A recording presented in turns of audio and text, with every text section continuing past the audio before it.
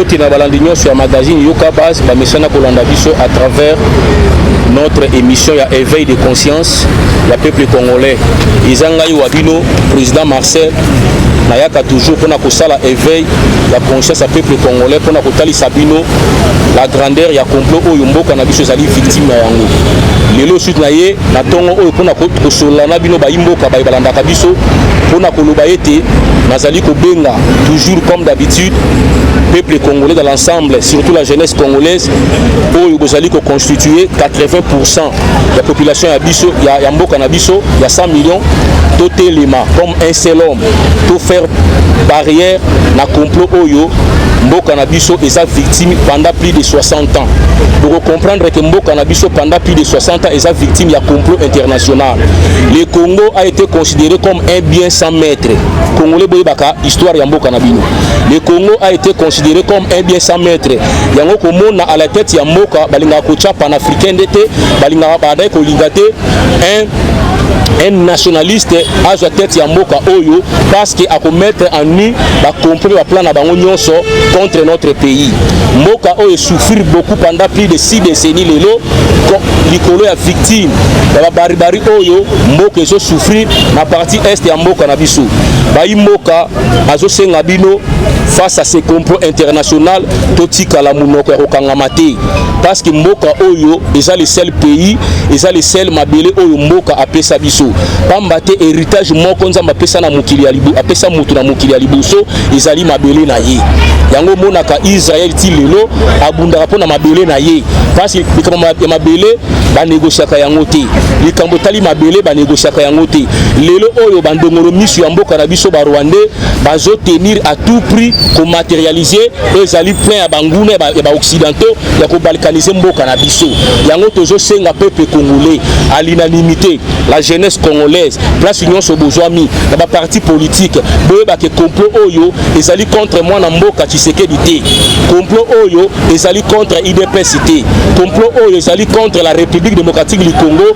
Mboka Oyo bakoko bapesa ngai na yo soki totelemi pona kobunda pona Mboka Oyo te toko legele bana na biso nini place bazoya na sima wana. Il faut boyeba complot Oyo makambo parti est ba politicien bakosa bino te. Certains journalistes o bazolia mbongo ya Kagame bazoko sabino sur leur plateau. Moko complot Oyo ezali contre la personne de Félix Cité. Ezali contre mabele na biso bazoluka bakabola Mboka na biso bazonga ba piller ba minerai na biso.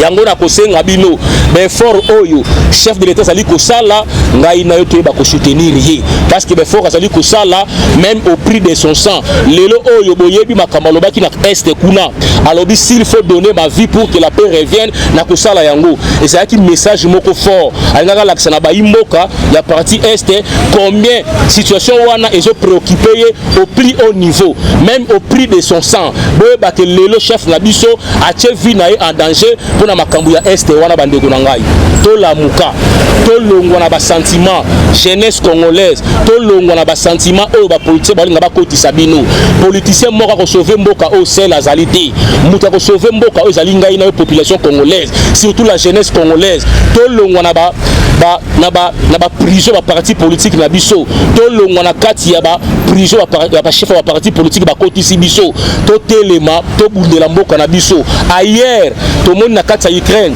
comment la jeunesse ba telemi même ba diaspora na bango bazongi Mboka ba eko bunda pona mabele na bango parce que likambo ya mabele mutu nyonso a comprendre héritage ya liboso o Nzambe apesa mutu na mukili ezali mabele na ye biso pe to ko bundela Mboka na biso lelo Oyo pona ko matérialiser plan wana ba ko infiltrer Mboka na biso na niveau ya armée na niveau ba institution ba tcheli biso ba Rwandais ba chef d'état major na Mboka Oyo ba tcheli biso ba ministre Rwandais ba tcheli biso ba député Rwandais ba za na kati ya Mboka Oyo po ba influence ka ba décision ya malamu papa o ekolinga ko zoma compte pour Mboka na biso to tele mabandeko na ngai batu ba ko sauver Mboka ezali ngai na yo ezali MONUSCO te MONUSCO azali bras séculier ya bangune ya Mboka na biso pona ko balkaniser Mboka na biso pona ko piller ba minerai ya Mboka na biso.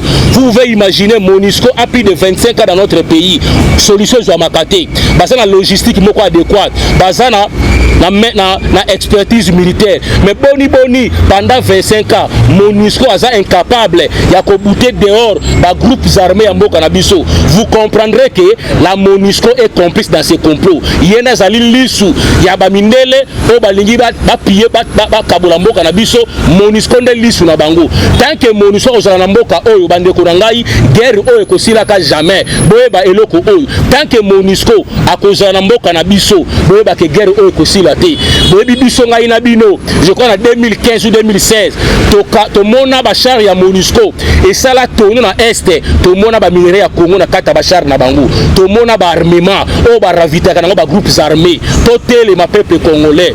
L'heure est grave, nous devons sauver notre pays, chers frères et sœurs. To longo na ba sentiment et ba parti politique na biso parce que notre pays est en danger, parce que notre pays est victime ya complot moko international. To telema le banguna na biso balingi mboka na biso ekabwama.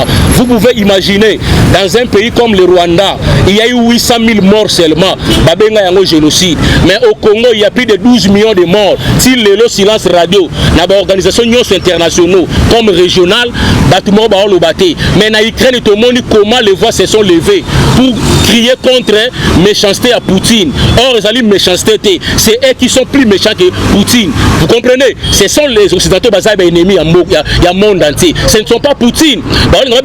Poutine comme c'est lui le diable, ange. Or c'est eux qui sont les diables. Poutine a seulement à révolutionner Bamoka, va comprendre que si nous devons toujours compter à ces gens-là, il n'y aura rien. Solution salvatrice surtout nous les Africains doivent comprendre cela. Ennemis à liboso africain et alibes occidentaux bakolinga ata mukolo moko te l'Afrique puisse se développer bakoluka toujours ba piller nos minéraux ba piller nos richesses naturelles au profit de mboka na bango. Nous devons nous lever comme un seul homme parce que seul le président il ne fera rien face à ces complots. Ces complots état international biso peuple do telema to se ranger derrière notre chef de l'État, derrière nos FARDC pour mettre fin à cette barbarie qui a duré pendant plus de 2 décennies dans mboka na biso. On a combien les gens meurent dans la partie est en Bokanabiso. Mais combien en Ukraine? Combien les voix se sont levées de par le monde? 13 milliards de dollars en G pour soutenir l'Ukraine. Mais au Congo, attend un rond bachete. Mais ils viennent ici pour piller nos minéraux. Nous devons nous lever, chers frères et sœurs. Ce combat est concerné le président. Parce que tu sais qu'il passera. Mais le Congo est démiré. Même ceux qui prétendent diriger ces pays demain, vont faire face toujours à ces complots. Et voilà, nous avons regretté. Silence complice, même aux hommes politiques Yambo Kanabiso.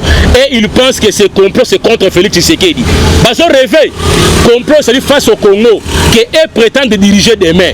Fayoulou Katumbu doivent comprendre ça. Tshisekedi fait face à un complot international contre notre pays.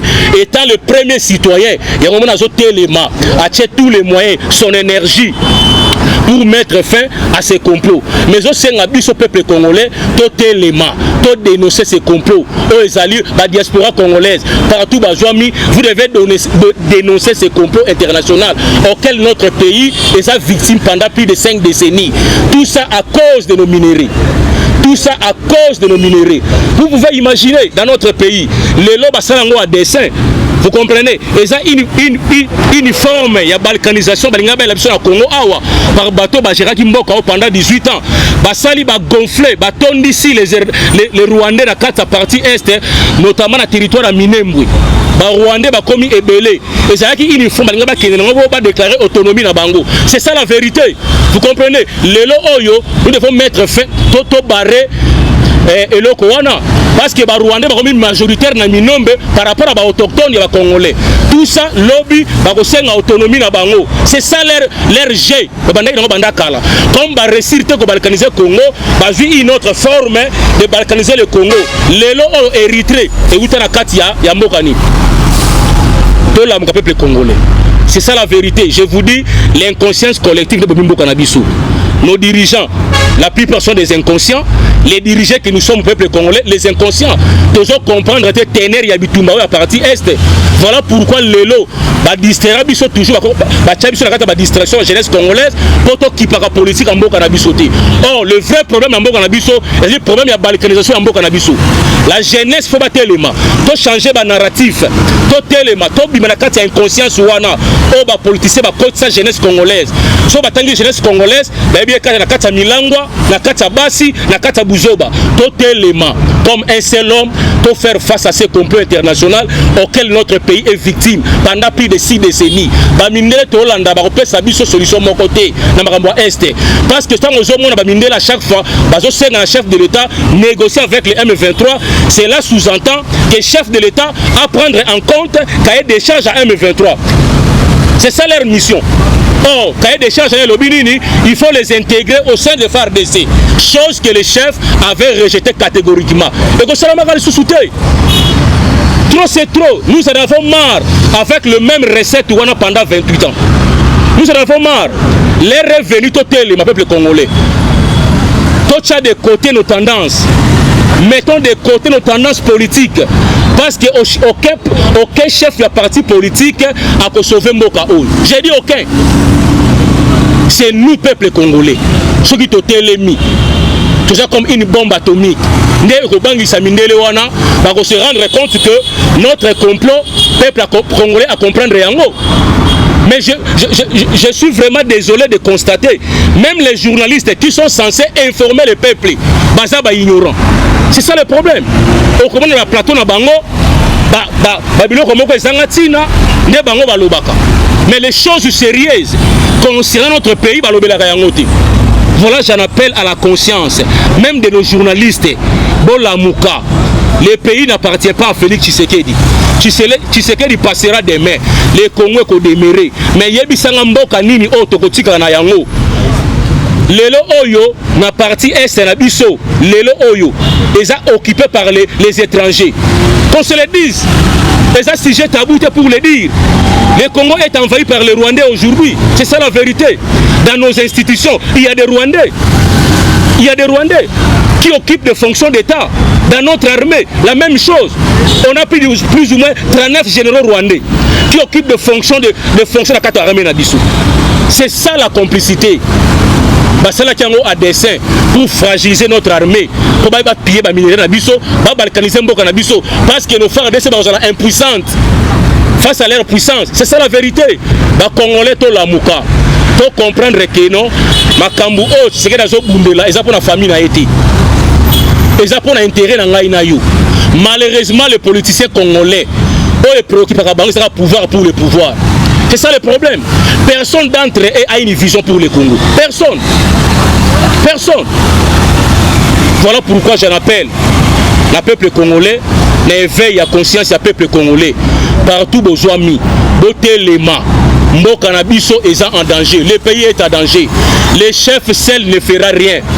Les chefs seuls ne fera rien, papa. Nous devons nous lever comme un seul homme.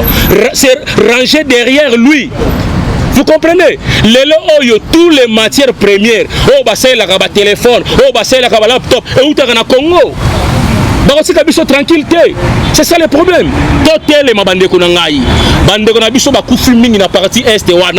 Les chefs ne pas mettre fin à Yango, mais seul il ne peut rien. Il faut te soutenir. Dénoncer complot. Lui il est un homme d'État. Encore tenir propos. Nous en avons marre face à ces complots internationaux à cause de nos minéraux. Nous en avons marre. Que fait la MONUSCO dans notre pays? Ah, ça la MONUSCO dans Mboka Nabiso. Bakanga bisaka bakende. To bengana bango na Angola, na Mali. C'est eux qui sont à la base de la tuerie dans Mboka Nabiso. C'est eux qui soutiennent les groupes armés. Les militaires de MONUSCO wana. Vous constaterez avec moi, parce que moi je suis politique, à chaque fois que leur mission est en terme, au comment on a guerre comme Ramakas dans la partie Est. C'est ça la vérité. Basala a dessein pour un prétexte, il y a prolongement un mandat dans Mboka Nabiso. Non, la guerre continue, ils font ça, Basala a dessein. Vous comprenez? À chaque fois que leur mandat est comme à terme, on va toujours alimenter les groupes armés, la tuerie continue, pour avoir prétexte à prolonger le mandat de Katamboka. C'est eux qui sont à la base. Je l'ai dit, sans froid aux yeux, tant que la MONUSCO est en Mboka Oyo, peut qu'on soit en Mboka Ote. Pour constater mes frères et sœurs, totalement, pour bouter d'abord dehors, parce que Bango de bras séculiers, il y a des occidentaux pour détruire notre pays. C'est la MONUSCO. C'est la MONUSCO. Parce que jusque-là, aujourd'hui, chef à MONUSCO, il est allé au Rwanda s'entretenir avec les Rwandais. Pour quelle fin? Pour quelle fin? Pendant que Bango de Bazaba agresseur Yambo Kanabiso. Congolais, Tolamuka. Tolamuka. L'amour du Congo nous dévore. Nous devons nous lever. Nous n'avons qu'un seul pays. Diaspora congolaise. Bon, on a pas de distraction. Les vrais diaspora, moi j'ai fait allusion ici. Pour la troubadour comme Baboketu. Les vrais diaspora, Balamuka va comprendre que non, Makambu est concerné Bango. Notre pays est en danger par nos envahisseurs. Notre pays est victime d'un complot international. Tout la mouka, dénoncer Yango dans les médias, tout dénoncer Yango. Malheureusement, les journalistes sont là, qui courent derrière les billets verts des politiciens. Je suis désolé. C'est eux qui sont censés informer la population. Parce que le peuple est sous-informé. Le peuple est manipulé. Parce qu'il n'est pas informé. Tout la mouka, mes chers amis. Voilà pourquoi la prise de conscience, elle est début à développement en Moka. Prise de conscience, elle est développement. Il y a mettre fin à la barbarie, à complot, à Mindele. Ce qui faut prendre conscience, la jeunesse de l'ensemble, je vous dis que tu peux mettre fin à la guerre. Mindele, tu peux comprendre que le peuple a sa sous naïveté, le peuple a sa sous moutonté. Tout la Moka. Tobima na parti, Tobima na ba dictateur, ba chef de la parti politique na biso. To soutenir Mboka na biso. Soutenir le chef de l'État. Hein? Ceux qui sont politiciens congolais, bazaki na Mayele. Balinga ba soutenir le chef de l'État. Comme ailleurs, comme en Ukraine. Mais tu trouveras, les chefs de la parti politique sont là en train de combattre Félix Tshisekedi. Oh, ils ont préoccupé Bango, ils ont pouvoir. Oh, je suis désolé. Je suis désolé. Parce que inconscience parce qu'ils sont d'abord eux-mêmes les inconscients. Ils veulent aussi diriger les inconscients. Allez-y comprendre. Un aveugle à se conduire mon. Par Koko est dans un caniveau. Ces chefs de partis politiques sont des aveugles. Ils ne voient pas ces complots auxquels notre pays est victime. Ce qui leur préoccupe, c'est les gars qui n'ont comme président du Congo. Voilà des chefs de partis politiques. Aucun qui s'engage, Fayou. Bon, yo. Aujourd'hui, on a intérêt na yo. Mais intérêt peuple Zawapi. Peuple a fait na Est. Intérêt na on a Fayou Zawapi. En 2023, c'est la vigilance, le pouvoir. Donc, ils ont préoccupé le politicien congolais et ils ont un pouvoir pour le pouvoir. Mais les Congos qui lui prétendent diriger, lobby est talibangoté. Je suis désolé de le dire. Alors, moi, je pense que notre salut est contre la détermination à la jeunesse congolaise. Notre salut est entre les mains des jeunes que nous sommes. Tout élément, de toutes tendances confondues, tout barrer route à cette barbarie, à ce complot qui a perduré pendant plus de 5 décennies dans notre pays, auquel tu es victime. Tout élément, ne comptons plus dans MONUSCO, ne comptons plus à ces occidentaux. C'est eux qui sont à la base de Malher Rabiso. Et ça, Poutine, Lelo Oyo, Poutine a zoluka indépendance à Bamboka. Azoluka indépendance à Bamboka. Mais Bango ba occidentaux ba luka malheur na biso. Yango eso monana. 12 millions de morts dans la partie est à Congo. Silence radio. Non, c'est inconcevable, mes frères et sœurs. Tola Mouka, chers combattants, chers Congolais. Tola Mouka, chers Congolais. Tout le monde a musica. Ayons une vision lointaine pour notre pays. Tout changer ma narratif. Tout le monde a quatre partis politiques pour sauver notre pays. Le problème à Congo est au-delà de la partie politique. Et ça au-delà. Parce que le dénominateur commun c'est le Congo. Que tu sois de l'Est, du Nord, du Sud, du Centre, que tu sois ensemble, IDPS, SID, notre dénominateur commun c'est le Congo. Mais ce que le Congo est un pays, pour diriger le lobby. Ce Congo yango eza ekei to diriger ni lobby. Est-ce que ceux qui meurent à l'Est n'ont pas droit aussi à la vie comme nous autres qui habitons Kinshasa? Ils ont aussi droit de la paix. Ils ont aussi droit de vivre en quiétude. Totele, ma chère compatriote, to la mouka, la jeunesse congolaise, to bimana kata ignorance, to bimana kata distraction. Parce que notre pays est en danger. Notre pays est menacé. Donc, on se dit que lobby, miner mais comme un État, dans un État. Je vous dis, c'est ça la mission. C'est ça la procédure. Les lobes autochtones, les minés, combien? Combien par rapport aux Rwandais qui ont envahi Minembwe? Demain ou après demain, nous réclamons notre autonomie. Je vous dis, Érythrée, et où est la Éthiopie? Toi, sous ma député, toi, Yebi, Congolais, toi, la Mouka. Toi, la Mouka, je vous dis, mes frères et sœurs, voilà ce que j'avais à vous dire la journée de l'eau. Moi, ma mission est d'éveiller la conscience des peuples congolais. Toi, changer ma narratif. Sortons de l'ignorance auquel nous étions victimes. Nous allons dire lobby. Pour quand même ignorance collective, nous avons dit Moutazo et Baté qui a comme ministre pour travailler pour Namboka Nangai. L'ignorance. Peuple congolais a évité que non, c'est lui qui avait mandaté ces gens, il faut contrôler Bango. Ignorance. C'est ça le problème. Peuple a évité que non, Batouana, Bazawana, Baza redevable pas Nangai. A évité. Il faut les demander des comptes. Tu es ministre parce que moi je suis peuple. Tu es député parce que c'est moi qui t'avais mandaté. Il faut tout le compte. Voilà pourquoi les Congolais, toi, banani, tu vas voter en 2023. Qu'on vote Moutoupa Pessioli Poutate, maman. Qu'on vote Moutoupa Pessioli Mbongoté à l'hôpital. Voter Moutoupa à la vision pour le Congo. Voilà bateau voter qui en 2012, 2018, Bakosa Kibino, Ngaïsa voter dans la Rosalabou. Baki Mati Lelo.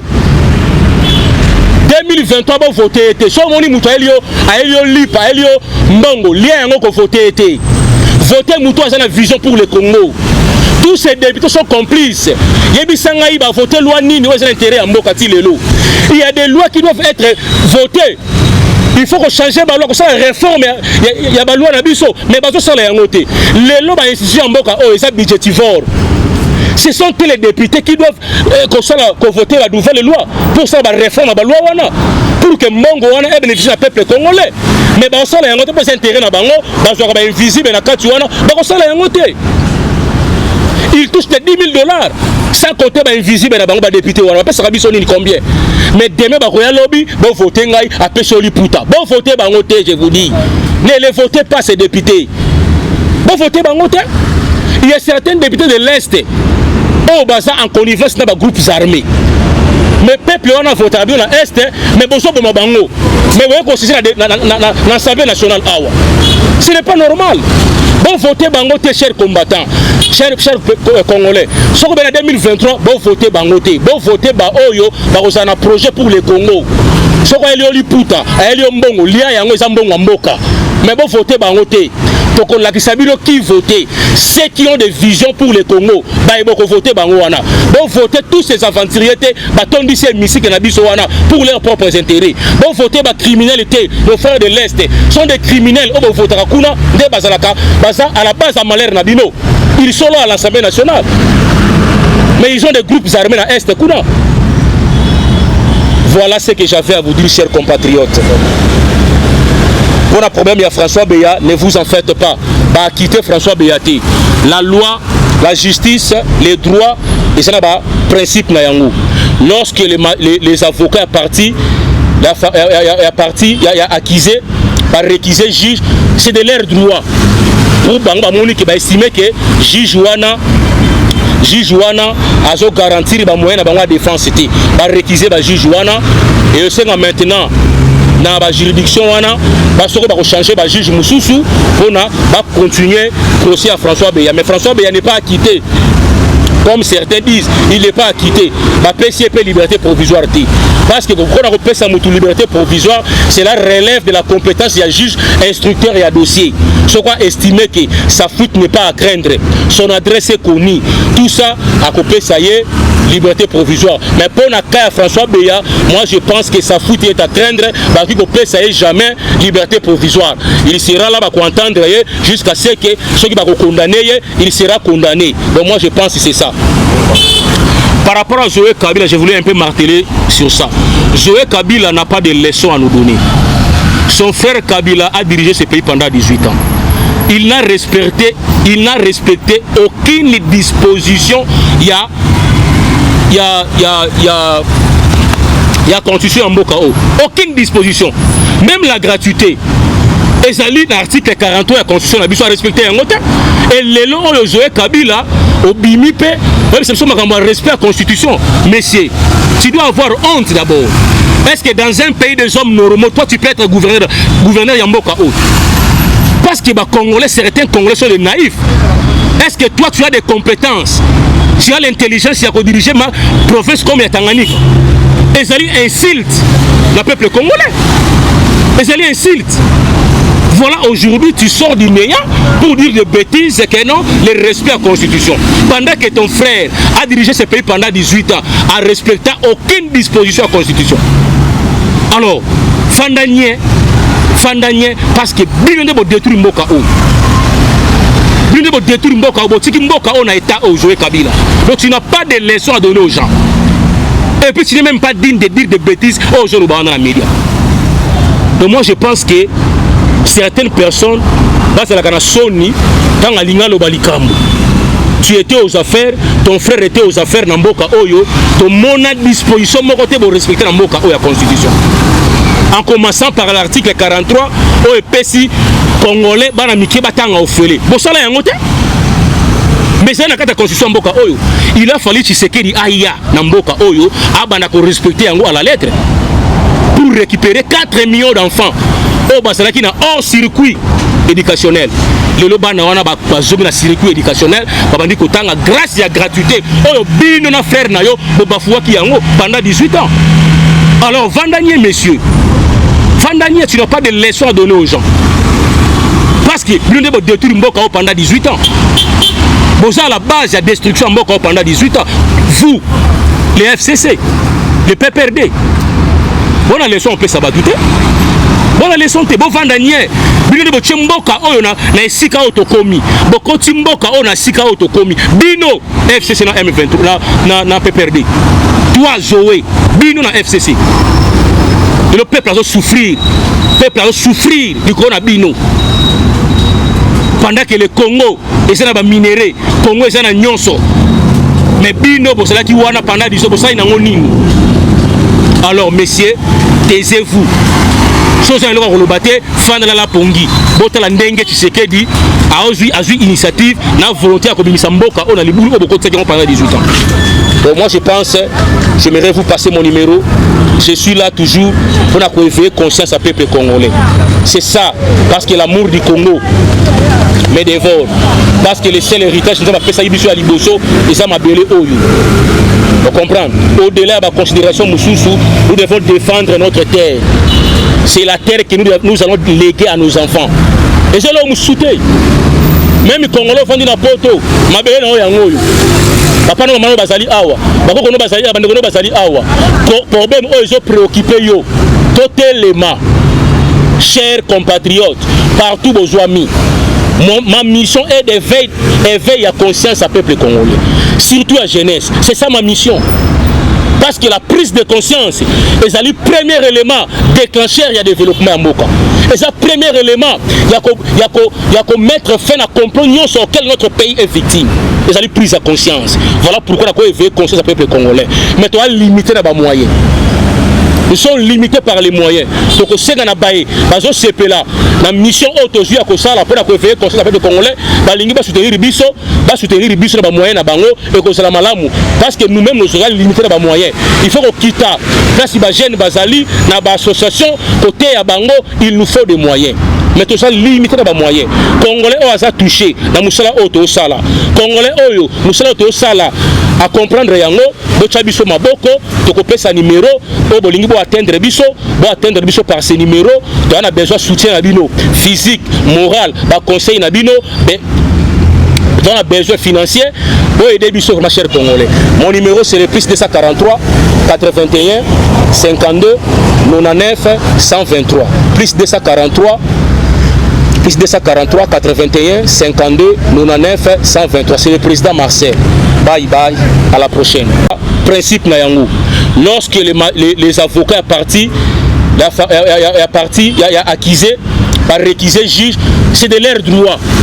Pour Bangba qui va estimer que juge Wana a garantir les moyens de la défense. C'était par réquisé par juge Wana et aussi maintenant dans la juridiction Wana, parce qu'on va changer le juge Moussoussou pour continuer le procès à François Beya. Mais François Beya n'est pas acquitté. Comme certains disent, il n'est pas acquitté. La PCP liberté provisoire dit. Parce que quand on appelle ça liberté provisoire, cela relève de la compétence du juge, instructeur et à dossier. Ce qu'on estime que sa fuite n'est pas à craindre. Son adresse est connue. Tout ça, à couper, ça y est, liberté provisoire. Mais pour le cas de François Beya, moi je pense que sa fuite est à craindre. Parce que ça y est jamais liberté provisoire. Il sera là pour entendre jusqu'à ce que ceux qui vont condamner, il sera condamné. Donc moi je pense que c'est ça. Par rapport à Joël Kabila, je voulais un peu marteler sur ça. Joël Kabila n'a pas de leçons à nous donner. Son frère Kabila a dirigé ce pays pendant 18 ans. Il n'a respecté aucune disposition. Il y